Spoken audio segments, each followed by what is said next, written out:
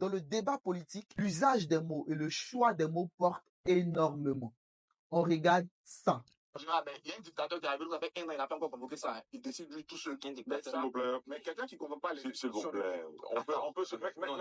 On a un analyste politique qui sait très bien ce qu'implique le mot dictateur, mais qui n'hésite pas à l'employer sciemment parce que en politique et surtout dans le débat politique, les mots sont utilisés dans le but de véhiculer une image ou dans le but d'incruster dans l'esprit de la population un message.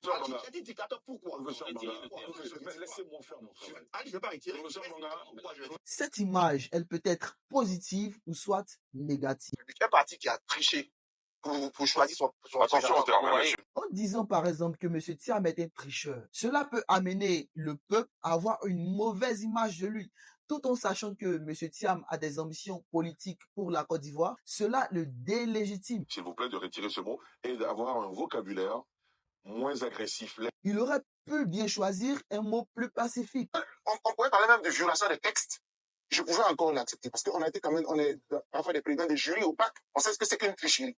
On ne doit pas exclure le fait que des propos qui sont tenus par un analyste politique sur une chaîne de télévision qui est suivie par des milliers de personnes puissent influencer considérablement la population et même l'électorat de plusieurs partis politiques. J'aimerais qu'il y ait parmi mes contradicteurs des personnes dont les propos et le comportement engagent le parti au pouvoir. C'est un souhait et puis Oui, mais moi, il est adressé à vous. Voilà. Monsieur Steve Biko l'a compris, tout simplement parce que lorsqu'on est analyste politique, lorsqu'on est professeur sur un plateau de télévision, on est censé apporter de la réflexion, on est censé guider le peuple sur certains sujets, vu qu'ils soient éclairés. Et lorsqu'on attribue un qualitif et valorisant sur certains partis politiques, on peut juste faire comprendre à la population que ces partis politiques n'ont pas de crédibilité, ces partis politiques ne peuvent rien nous apporter. Ça montre que le dynamisme, c'est un dynamisme père des pimpins, qui ne faut rien en fait, parce qu'il n'y a rien. Attention à vos mots cette fois. Vous allez me laisser choisir, Attention. mais je répète, c'est un dynamisme.